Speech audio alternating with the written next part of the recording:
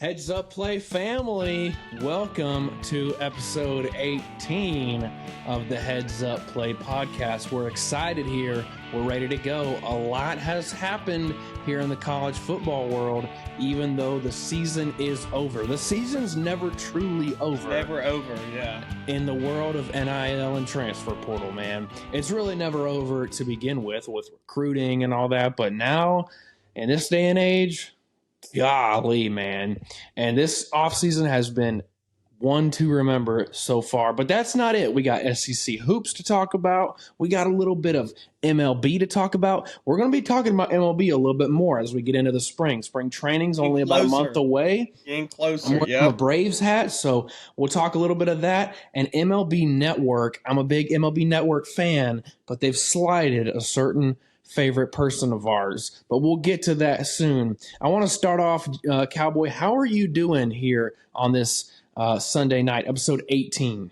Man, I'm doing good, man. We got a lot we're going to go over tonight. I'm excited. It's been a good weekend of sports. You know, you had college basketball and a little bit of NFL last night and NFL today. I don't know if you watched that Buccaneers and Detroit Lions game. That was a really good game. That was a good ending, especially for the Detroit Lions going to the NFC Championship. Amazing. I mean, you know, 3 years out ago, I mean, they were terrible. I mean, feels like these playoffs have been either really, really good games or just total blowouts. I mean, you look at like today's game with the Bucs and the Lions compared to like last night's game with the Ravens and the Texans. And the Texans. I mean, it's blowout or bust. So, yeah, I'm glad to hear you're doing well. Before we go any further, How are you? I'm good. You know, I'm here. I'm working. I'm in a hotel here. As guys probably know by now, I travel for work. My fiance came up and visited me for the weekend, so had a good time. Before we get further, everybody, let's go ahead and smash that like button. Let's go ahead, like this video, subscribe. Let's go ahead, get it out of the way. All right, we're at 36 right now. We're trying to grow. All right, so we're right now episode 18, 36 subscribers. We can't have twice as many subscribers as we do episodes. We got to have way more than that, guys. Let's get it going. Y'all was doing good for a minute there. We got to boost it on up. We got to get it going. I mean, it feels like you got married and it's like we've just stayed stagnant. So, I mean, that's just the way it goes, huh? It's fine. I'll get divorced. I'll do it. I mean, for the podcast, I swear to God. Do it for the pod. Do it for the pod. Do it for the pod. I swear to God, I'll leave her. She don't need me. I don't need her. But let's get going. Let's start it off. As we mentioned, a big week in college football, namely, and guys, I know we talk about Alabama a lot, but keep in mind, one, we're Alabama fans, but two, I mean, it's been all Alabama in the college football news recently. It's all it is. I kind of felt like we was going to have a quiet college football off season. You do at least after the national championship. No, on Wednesday Thursday when the news dropped. No, it was a Wednesday evening. When it dropped, boom! That's when I've never seen a college football off season be this crazy after a national championship. I mean, as soon as Saban dropped that bomb, I mean, it's just been 90-0 with the transfer portal and really everything going on. And if Jim Harbaugh leaves Michigan, I can't imagine how much more crazy it's going to get. So, but it's been a wild ride so far for Alabama. There's been a number of guys, I think 28 so far, that have entered the transfer portal, or either entered the transfer portal and gone to the NFL draft. Either way, Alabama's losing a lot of guys. Came out today, Julian Sayin, he entered the transfer portal on Thursday, and he now has committed to Ohio State. That's kind of where I figured he would go, either Ohio State or go back home to USC. You've had Caleb Downs, who also entered the portal earlier in the week. He also went to Ohio State. Ohio State's just killing it here. I mean, they're trying to take over the SEC players, I guess. I don't really know. I mean, before we get into Ohio State, what all they've got in the portal, because my God, their class. I thought Ole Miss had a good class. They definitely topped Ole Miss. These are the players that we have lost in the really in the portal since Saban, after Saban. Because the ones before, they were going to leave regardless. It don't matter if Saban was there or not. They were leaving regardless. But these are the players left because of Saban. You have Isaiah Bond, who went to Texas. We've already discussed Isaiah Bond and his. By the way, did you see it's kind of funny. They were tempting him, come on over here, get a Lambo. He bought I saw he got like a Ford Bronco. He bought a Bronco. Like, nothing against Broncos, but how do you go from a Lambo to a Bronco? Just putting that out there. You had Sean Murphy go to Florida State. Desmond Ricks, Eli Ricks' brother, go to Texas A&M. Antonio Kite, go to Auburn. Trey Omos, go to Ole Miss. Omar Black, go to Texas. Caleb Downs, go to Ohio State. Caden Proctor, go to Iowa. You have redshirt freshman Jameer Grimsley, still has not committed anywhere. And then you, of course, like you just mentioned, you have Julian Sayin, go to Ohio State. Ohio State, this is the class that they've got from the transfer portal. They got Will Kamark, tight end from Ohio. Quarterback, Will Howard from Kansas State, who's a stud. Center from Alabama, Seth McLaughlin. Thank God. I'm glad he went. He had these next three I'm about to say, the three best players in the portal. You have Kashawn Judkins from Ole Miss. You have Julian crazy good running back. You have Julian Sayin from Alabama, and you have Caleb Downs from Alabama. I mean, for those three players alone, studs for Ohio State. Yeah, I mean, Ryan Day ain't playing around. Either that or the Ohio State fan base and that NIL collective is not playing around. And I kind of, I don't want to say I expected it, but I'm definitely not surprised. And I'll say so because of this. Michigan. It's the school up north. They saw Jim Harbaugh beat them for the third time in a row after beating them for 9 years in a row. It seems like Michigan has overtaken control of the Big Ten, and they go and they win the national championship now. Ohio State, they can't let that happen again, whether Harbaugh stays or not.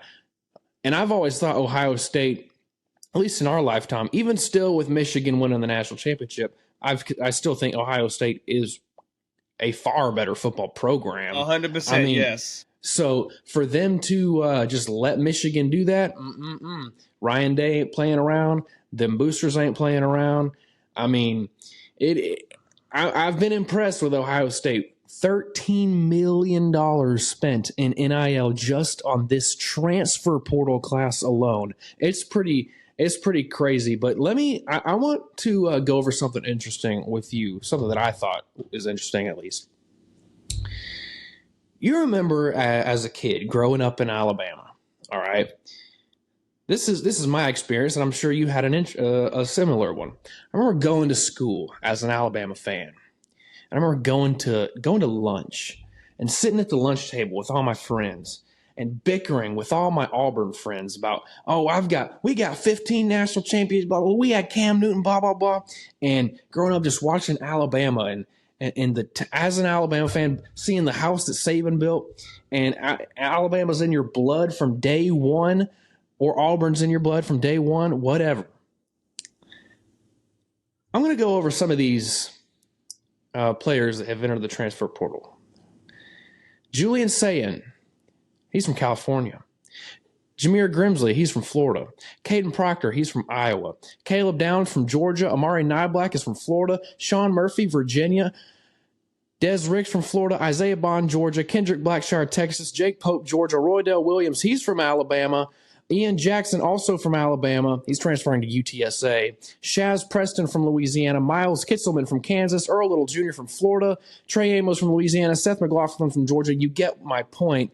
Yes. Antonio Kite is from Alabama, but he's transferring to Auburn, another in-state school.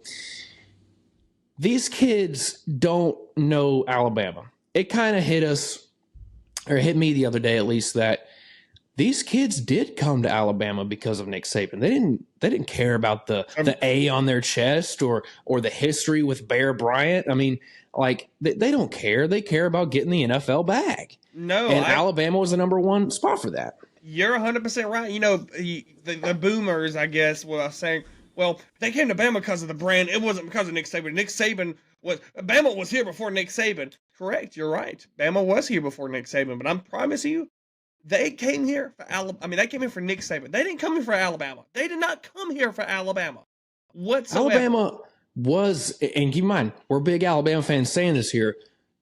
Alabama was in a dark place before Nick Saban came. I mean, when you talk about the Mike era, the three Mikes, Mike Shula, Mike Price, Mike DeBose, even Gene Stallings had a couple bad years here and there. Nobody wanted this job. I mean, Rich Rod turned it down. He said, no, I don't want it. I don't. And Saban really built it up, of course. And I think the one thing that we could say bad, criticize Nick Saban about here is we thought for years he was going to have us set up to succeed once he retired. And I think things could go a lot worse, especially if we hired a worse coach. But that doesn't seem to be the case here, does it? I don't know, man. Like you said, we owe a lot to Nick Saban. We really do. It's just we've especially me and you, and I feel like other Alabamas, we've all known when it happens, it's gonna be rough. It's gonna be rough this next. And we've been saying they're not. I mean, we are because we're reasonable. But the people in I'm just gonna say a town, Curry, Alabama. They're just not going. They'll be like DeBoer's lost just 2 games. Get them out of town. Get them out of town. I don't know. I'm not like I am, and I'm not looking forward to Alabama's future. I'm just not. It's not going to be good. Brandon Walker from Barstool Sports. He just said they're going to run them out of town. Like it's a bad hire. Whoever you hired, we could have hired Dan Lanning. We could have hired Gus Malzahn. We're going to run them out of town. Just how it's going to be. I will say. A lot of people are giving, they are saying, oh, as soon as they have a 2-loss season, they're gonna run them out of town. Like, well, we've kind of had 2-loss seasons for the past few years now. It's been, I know that's weird to say, it's been a good warm up basically to this. I think I don't necessarily think that we'll, run a guy out of town for losing 2 games, but I mean, maybe 3 or 4. That. But I don't know. It's frustrating for sure, but I mean, we knew the day would come. Who do you think now Kalen DeBoer is targeting in the portal? We've gotten a couple guys. Today's been a good day. We got the center from Washington. He was a stud. I mean, when you're the point guard of the line for the best line in the state. I mean, the United States. That's a good pickup right there. The quarterback that he got, Miles Davis, that dude is massive, 6'6", 230. You mean Austin Mack? Austin Mack, my bad. I don't even know why. I don't even know who Miles Davis is. Jesus Christ, sounds like an actor. My God. But Austin Mack, he is a stud. I mean, 6'6", 230.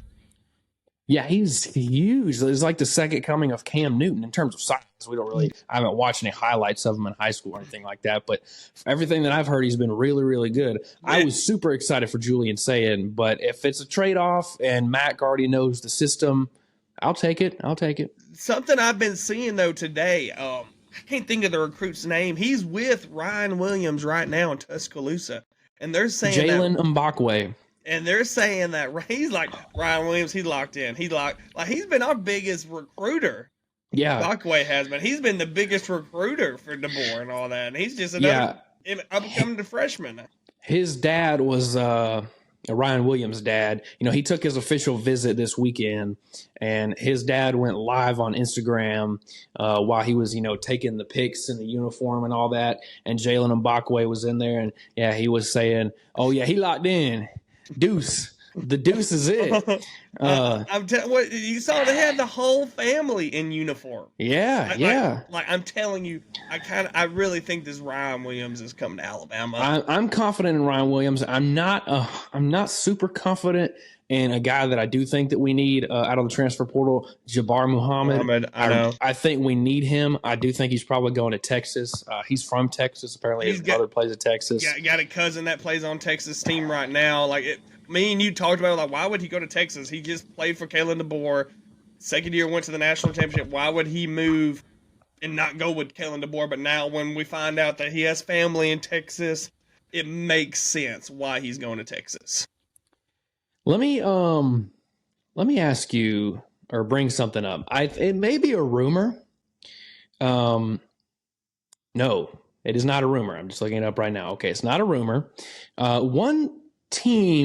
One program that I thought would be doing a little bit more in the portal, but they've never really done much in the portal, I guess because they've recruited so well, is Georgia. Georgia was dead set that they were going to get Caleb Downs. I mean, they were going to steal him from Alabama. Basically hired T-Rob from Alabama because of trying to get Caleb Downs. That's all it was. Yeah, and paid him like buku money. And apparently, Will Muschamp has taken a significant payback. Former Washington wide receiver / kick returner Jeremy Bernard expects to commit. This is live. This is live here.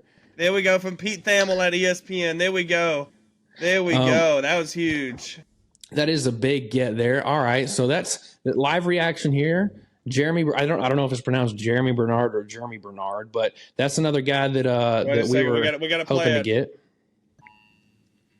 Tampering, tide warning. Tide warning.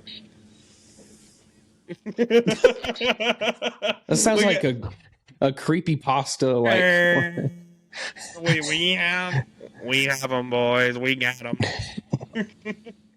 All right, so another good addition there, Bernard. But anyways, about Georgia, they were dead set that they were going to get Caleb Downs. Georgia message boards were saying, "Oh, I saw Caleb Downs apartment hunting in Athens. Like, I saw him with a moving truck." Like, come on now. And they paid Travaris Robinson a ton of money. Supposedly, Will Muschamp has taken a pay cut from over $1 million down to, with one of his best friends, Kirby Smart, demoted him $50,000 a year as in his analyst job. Can you imagine? Will Muschamp don't live the lifestyle of $50,000. How you gonna do that to him? No, I'm telling you, Will Muschamp, he is a defensive guru. Like say what you want as a head coach, but defensive coordinator wise, he's a stud. He is a stud. It was just shocking he didn't pick Georgia. Yes, we lost Caleb Downs. That really upsets me. But I was so happy he went to Ohio State instead of Georgia because everybody had him going to Georgia. I'm not going to lie. I thought he was going to Georgia. I'm pretty sure T-Rob was one of his biggest recruiters. That was his guy. That was his positions coach. Why would you not go to Georgia? But, I was shocked. But, I cannot believe that Kirby did that to Will. He literally moved positions to get T-Rob, who was a bad defensive coordinator at South Carolina. He failed to bring in Caleb Downs. So what a bad, can we say a bad move by Kirby Smart? I'm sorry. A little premature. So a little premature. Word on the street is, and it makes sense, Caleb's older brother, Josh Downs, did not get recruited by Kirby Smart. And word on the street is that his family, the Downs family, wants nothing to do with Kirby Smart because of that. And that's why it was always Ohio State all along. And I kind of saw that. A lot of insiders were predicting, no, it's going to be Ohio State. It seems like this Josh Downs stuff might have had some substance to it. It makes sense. Well, especially with his brother playing for the Colts, star wide receiver for the Colts. With him being in the state, that definitely helps their case right there. Absolutely. Well, all right. Yeah. So we can, maybe we can revisit Jeremy Bernard or, obviously we're probably going to get some more portal news here this week. We'll see. Time is ticking for a lot of these Alabama players to get in the portal. I did say last episode, I said, I think if Caleb Downs was going to get in the portal, he would have done it by now. Of course, 2 days after that, literally he gets the next morning. So, all right. No, don't worry. Ohio State's going to ruin it all. They got Bill O'Brien at OC. They're going to ruin it all. Oh, my God. So let's talk about that right now. So, obviously, the Patriots staff kind of disassembled with the Bill Belichick stuff. Belichick in talks maybe with, getting hired as the Falcons' new head coach. I know you're excited about that. Yeah. Apparently, Arthur Smith really wants him from what I've seen. Arthur Blank. Arthur Smith. Arthur Blank. Arthur Smith is a box boy at FedEx now. Little part of my language, little bitch. Little. Did you see? Did you see a picture of like Bill Belichick just casually like in a suit, Chick-fil-A. like he just at Chick-fil-A, like he just got out of the interview? He's in Midtown. They said he was just at a Chick-fil-A. They're like, bro, you know he got that spicy chicken sandwich. Just imagine, working and you just see Bill. Can I get a chicken sandwich, please, with a diet lemonade and the waffle fries? But Ohio State fans are excited about Bill O'Brien. I don't know how you could be excited about Bill O'Brien with his. I mean, he did. I'll give him credit.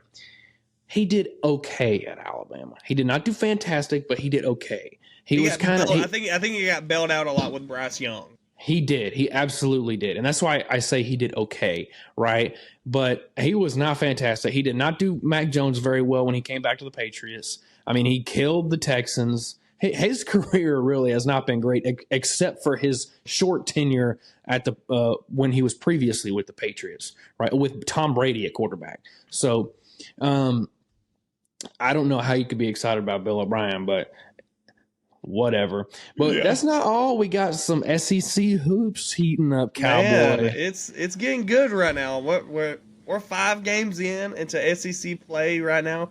Yeah, J-Dub's still studying for that engineering test.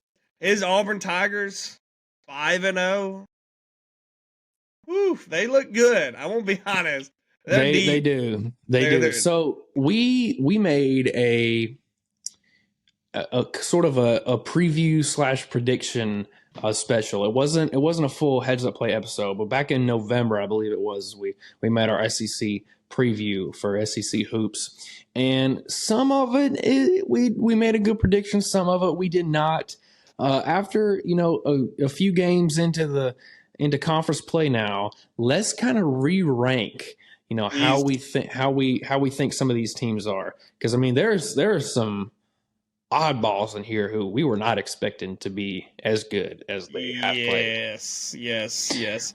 I mean, do you want to go first? Or do you want me to go first? I'll go first. First, and mine kind of lines up, to be honest, a lot with how the standings are. That's kind of how mine are a little bit. Yeah. I mean, you got Missouri and Vandy 0-5 in conference play. I mean, they're both terrible. Who do you think's worse? I have Missouri as my last team. I think they're the worst team in the SEC. I mean, overall, Vandy's 5-13. So record-wise, they would be last. But I mean, when you're comparing 5-13 to 8-10, both 0-5 in conference play, it's like you got to see it on the court. Battle for worse, like Arkansas, Texas A&M. I mean, Buzz, like what happened to Texas A&M? We had some high hopes for the Aggies. Both them and the Razorbacks. And Arkansas. Yeah. So, I mean, I thought Arkansas was going to be great this season. Many others consider them to be great, and they have just been not so good. Florida and Mississippi State up there as well. They're getting in the middle of this pack here. Florida, Mississippi State, LSU, Ole Miss. Georgia is a surprise. I thought Georgia would be way down there in one of the bottom teams, and they're 13-5 right now, 3-2 in conference play. South Carolina, man, they've slowed it down just a little bit, but I mean, 15-3.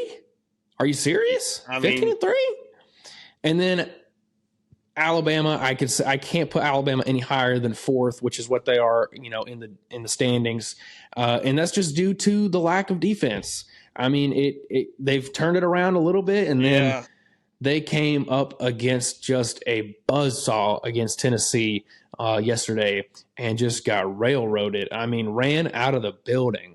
And I'm going to put Kentucky at 3. All right. I'm going to put Kentucky at 3. Okay. And I'm going to put Tennessee at 2. I like this. I hate Tennessee, but I like this Tennessee team that connect.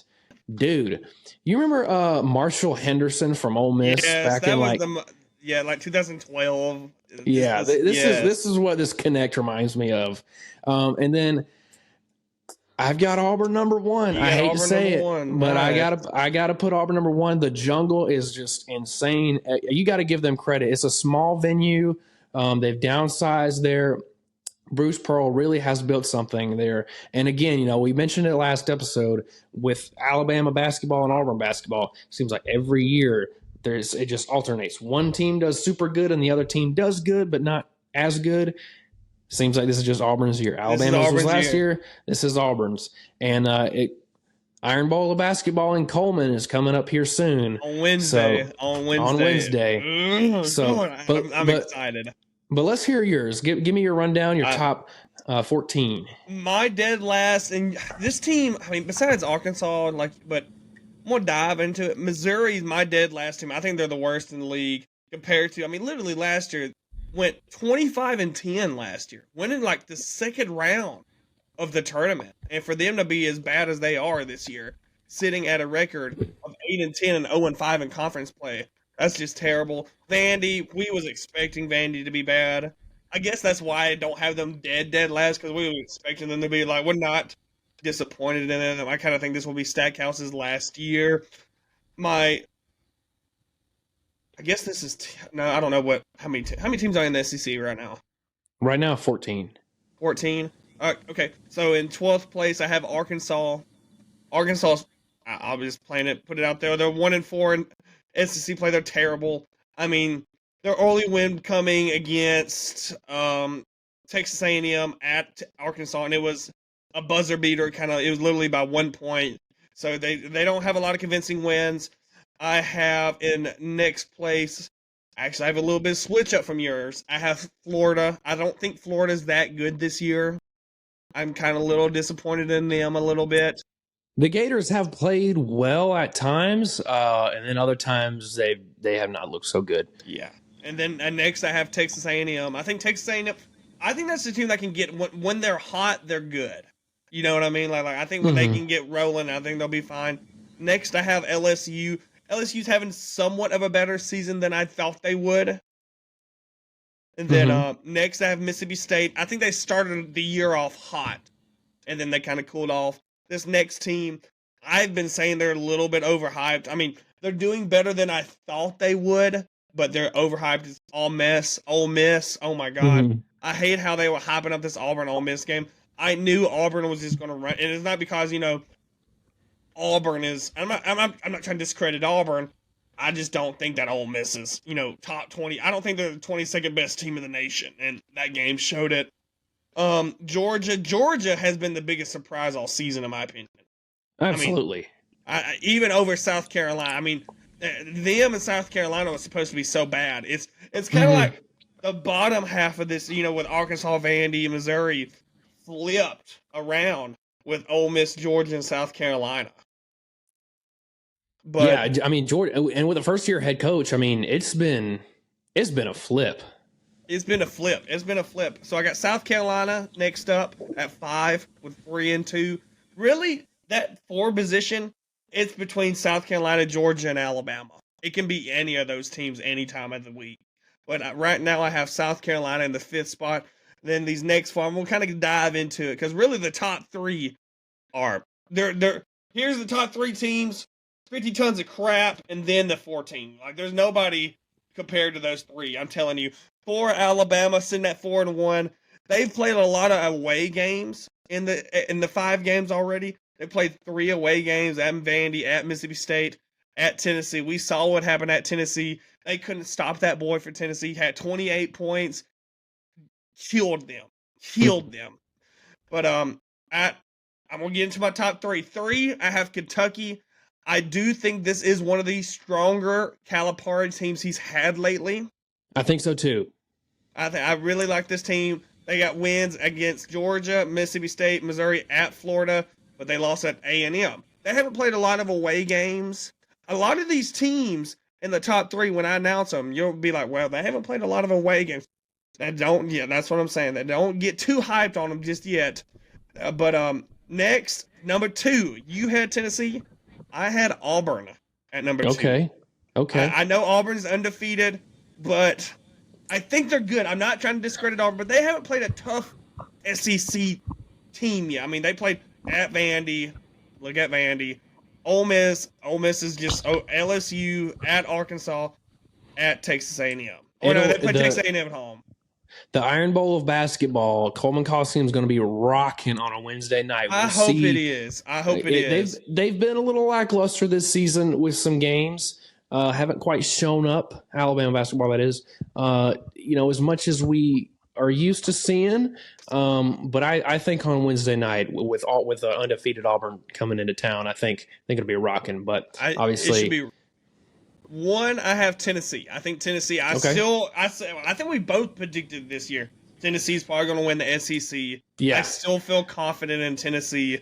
They're 4-1 wins against Ole Miss, at Georgia, Florida, and then Alabama. A huge win. That's probably the biggest win any of these SEC teams have in the top four right now. Tennessee's over Alabama, and then they probably have the worst loss with being at Mississippi State. But, I mean, Mississippi State, still a good team, but I like this Tennessee team being at number one. Well, we talked, talking about Calipari for just a moment, we talked in our preview a couple months ago, when is Calipari going to get it together? Is he overrated? Whatever. Seems like this year he does have a good group of guys that, he could get something going with. Speaking of Calipari, we find out on Tuesday if he's going to be, if he's got to go to South Carolina on Tuesday. Yeah, that'll be an interesting game to watch for sure. There's 14 teams in the SEC right now. There are a couple coming, though. They're not currently here. This is the last season without them. Texas and Oklahoma. Oklahoma 15-3, and we're not going to dwell on these two. But Oklahoma 15-3 in the Big 12. Texas 13-5, but that's not the story. Story recently, Rodney Terry. UCF played Texas. UCF won and gave the horns down. And Rodney Terry, head coach of Texas, was not happy about it. And he went on a long rant, and it just sounded, I'm sorry, it made you come off as a little bit of a word that I probably can't say on the podcast. Okay. And can we talk about that for just a moment? The SEC may sound like a little sissy, like a little sissy, yeah. Like you're just complaining, like you're just a sore loser. Like that's what it sounds like. You're a sore loser. You got your butt up. If I was Texas's AD, what I would have told Rodney Terry, I would have said, "Why in the world did you do that?" Because now we're going into the SEC, and now every time we lose a game, all the student sections are going to be doing horns down now just to piss you off. I mean, like, this is the SEC, baby. It's a different world, okay? You can get mad at little old UCF. Try doing that. Try getting mad when you're playing Auburn or Kentucky. Come on now. Go to Neyland Stadium in Tennessee and expect them not to do that. I'm just telling you. You're going to get a golf ball thrown at you. Get some Heinz mustard thrown at you, my God. I'm just saying, I feel like they've been doing that since it was created. We beat Texas. Boo. They've been doing that forever, dude. Like, you're not gonna make it change. I don't know what you is trying to gain from that. He needs to pull his britches up a little bit because you're getting into a new world. Since we're talking about coaches, let me ask you. We didn't discuss on the last episode because I don't think it happened. Nate Oates against Missouri. There was a scuffle. He puts his hand on a player, shoves him, telling him, I'm not going to say the words, go the F back over there. Should Nate Oates have got suspended against Tennessee? I don't know about a suspension, but there definitely should be repercussions. I think there should have, a fine, whether it's a suspension. I don't know. I like what he did for sure. Right? Tell him to go away.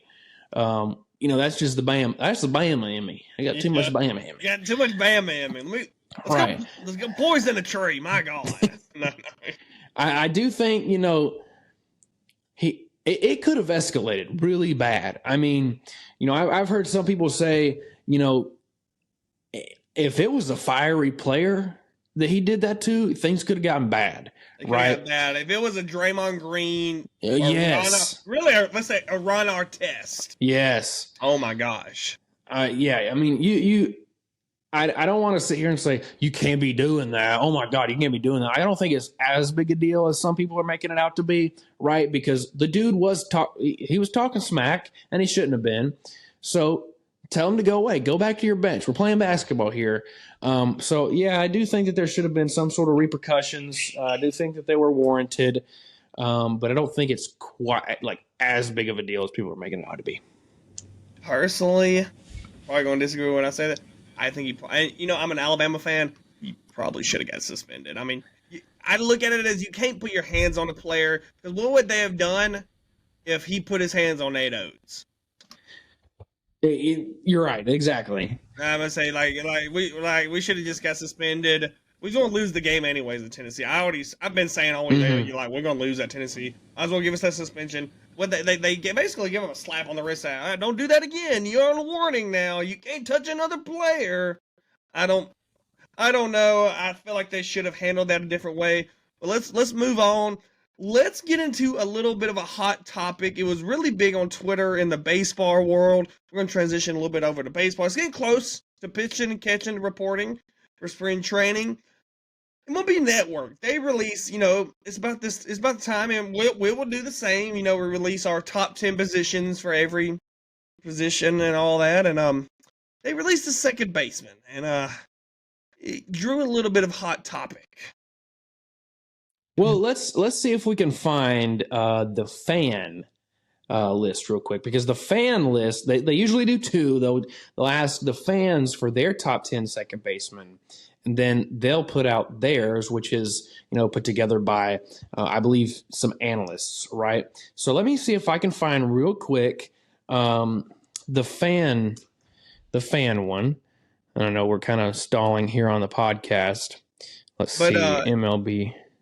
It was very, I'm sure everybody saw it, and it's very interesting. All right, we got top 10 first baseman. Top 10 first baseman. All right, top 10 second baseman, fan voting. Number 10, Matt McClain. Number 9, Gleyber Torres. Ha-Sung Kim getting some love at number 8. Ketel Marte at number 7. Bryson Stott at 6. Personally think that's a little overrated. Luis Arraez at 4. Luis Arraez at 5. Our man Ozzy Albies at 4. Marcus Semien at 3. Jose Altuve 2. Mookie Betts number 1. All right. I don't think anybody can deny the fact that Ozzy Albies deserves to be in the top 10 second baseman in the MLB. I mean, he's consistently hitting 30 or more home runs a year. He usually bats over 260 or more, 100 RBIs this past season. He's a great fielder. He's a great teammate. I know that doesn't mean anything, statistics-wise.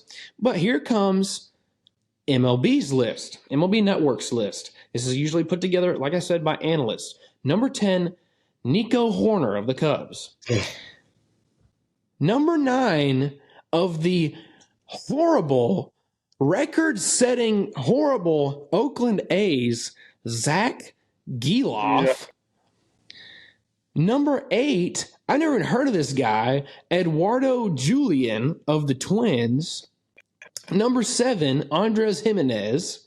Number 6 of the Reds, Matt McClain.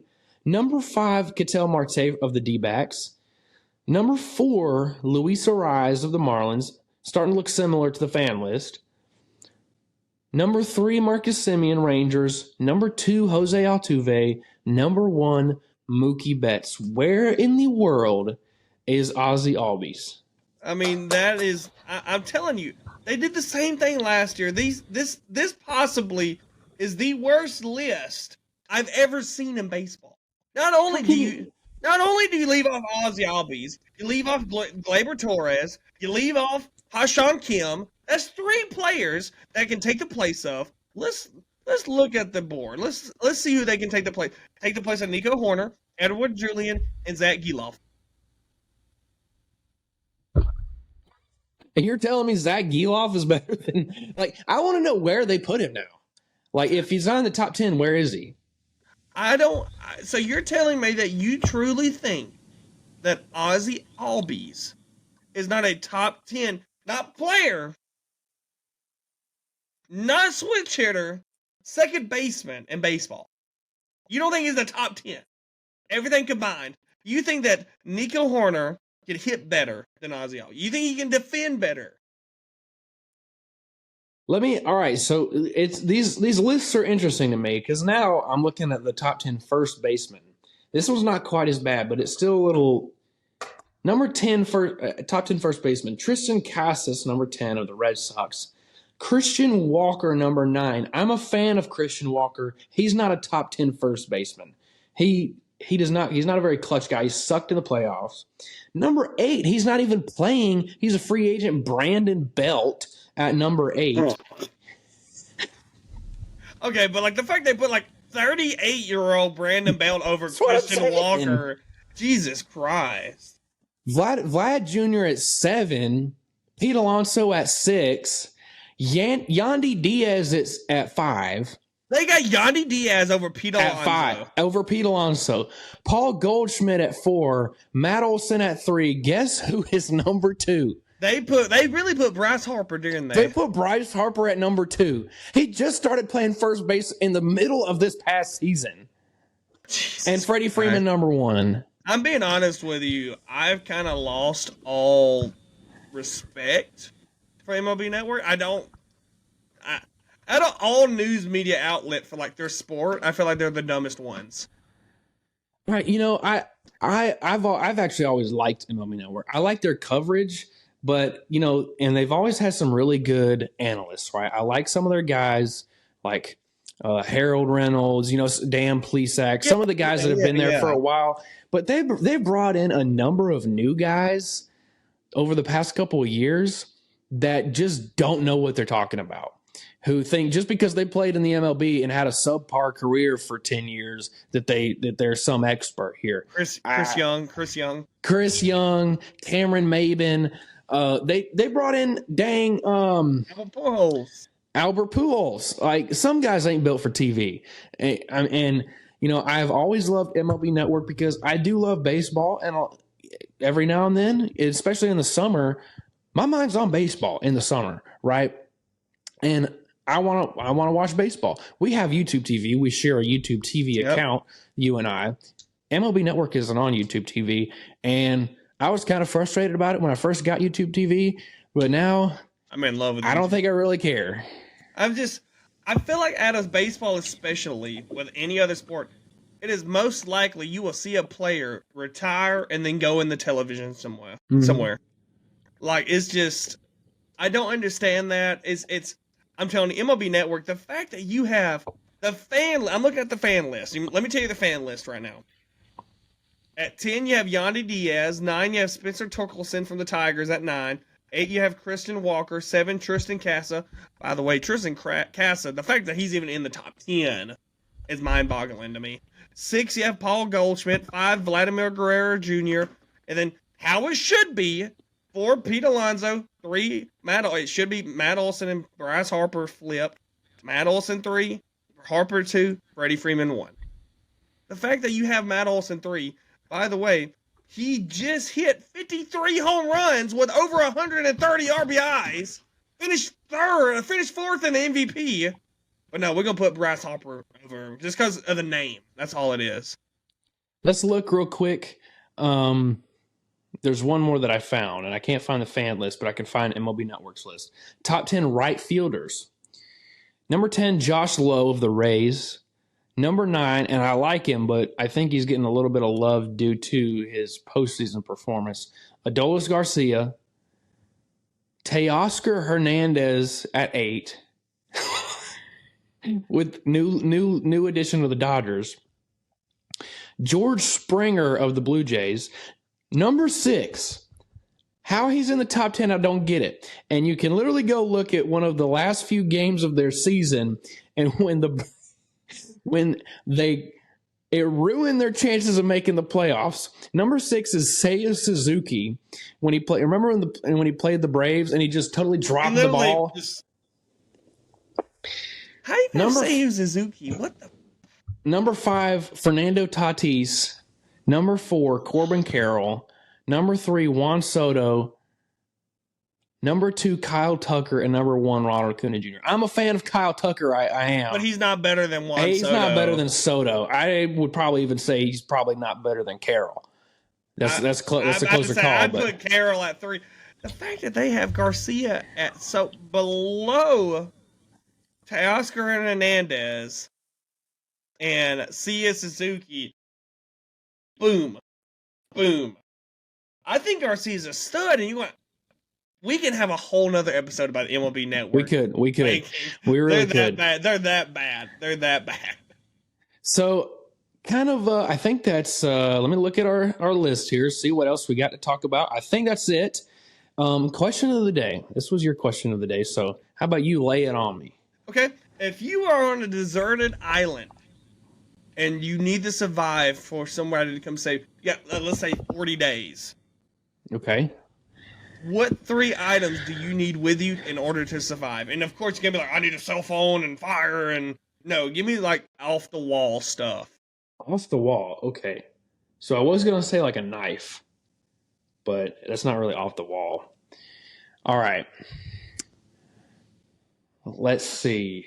I don't want to sit here and say like, oh, I want my phone, like, so I can watch Netflix. I want my phone and clothes. No, I want to be bareback, naked.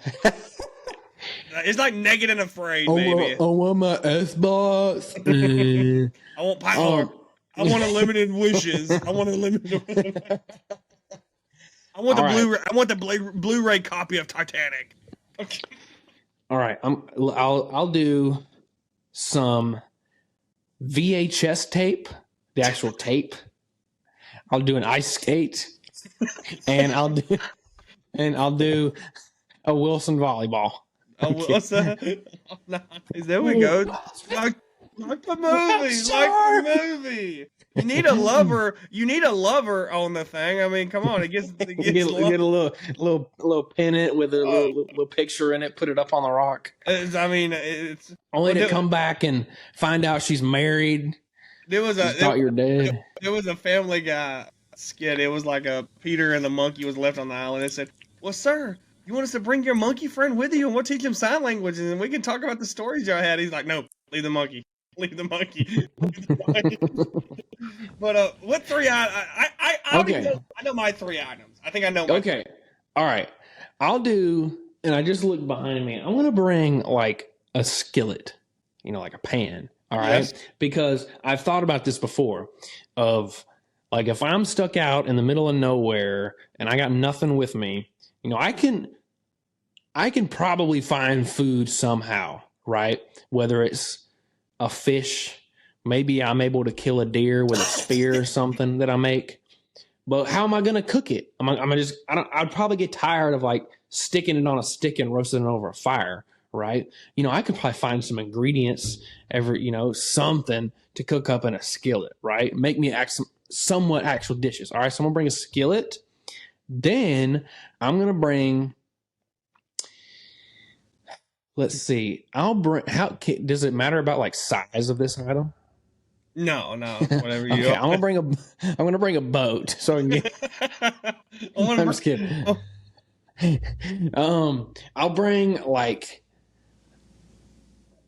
You know what? Let me hear your top 3 because you said off the wall stuff, and I don't really know like how off the wall we're talking. So let me hear your top 3. Give me some duct tape so I can. Okay, all right. I see where we're going.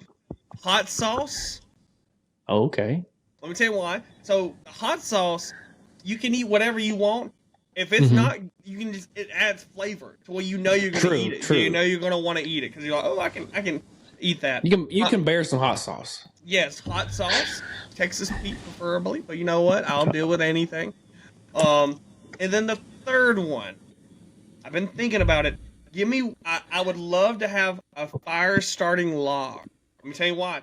I feel like it's easy to start a fire, like have like 2 rocks and like start a fire, but it's hard to get it like to catch on fire. But if you have a fire starting log, it's made for that kind of stuff. You know what I mean? It don't need much. Yeah, but you can only use those things like once, can't you?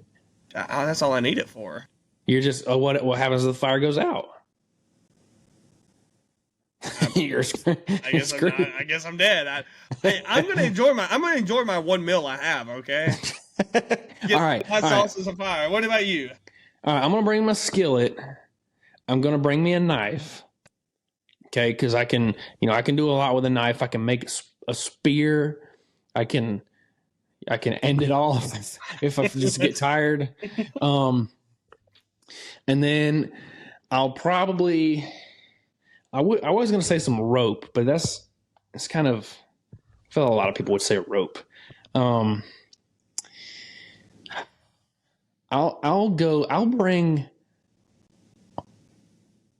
bring a pig. Nice. Would you be friends with them and like you hit that 50-day mark, like that 15-day mark? Like, okay, let me kill them.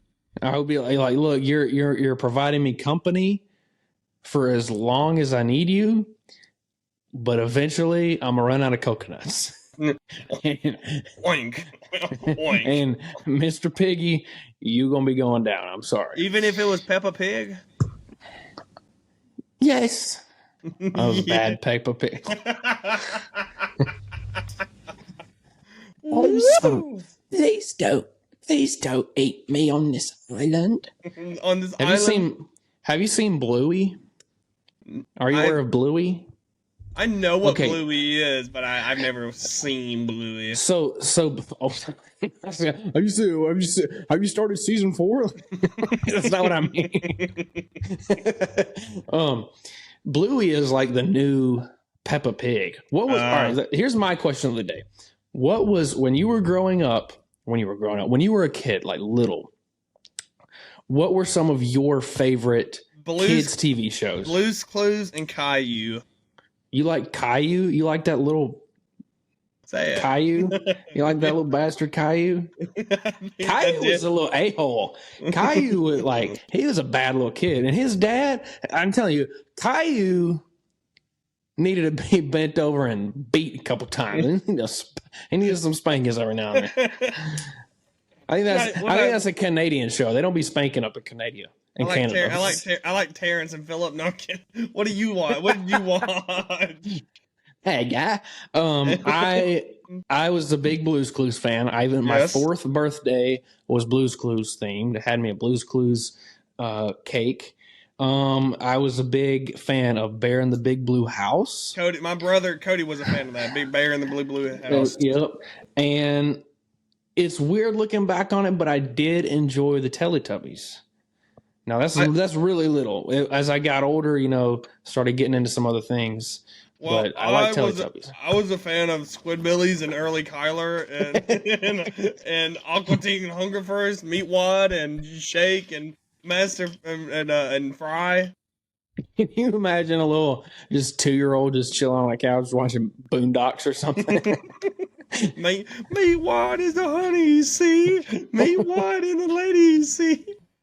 Well, guys, that does it for episode 18 of Heads Up Play. We do appreciate you stopping by, taking some time out of your day to listen to us. Be sure, again, like the video. Please like the video, subscribe, share with all your friends. Say this is the best new podcast out there. They're just two dudes talking about some Southern sports, the college football, baseball, Atlanta Braves. Before we go, we have a breaking news. John J-Dub has sent us a message. He said, tell everybody, hey, he misses y'all very much. He will be back on very soon. He want to tell y'all, hey. And also, we are starting another social media page on Twitter.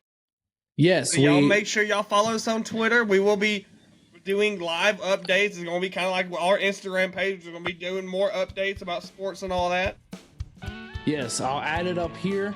A Heads Up Play on YT. That's Heads Up Play on YT. Heads Up Play on YouTube is Heads Up Play was already taken, so had to come up with something without underscores or numbers. So, all right, everybody, that's it. Thanks for stopping by. Heads Up Play. Heads Up Play. Heads Up Play.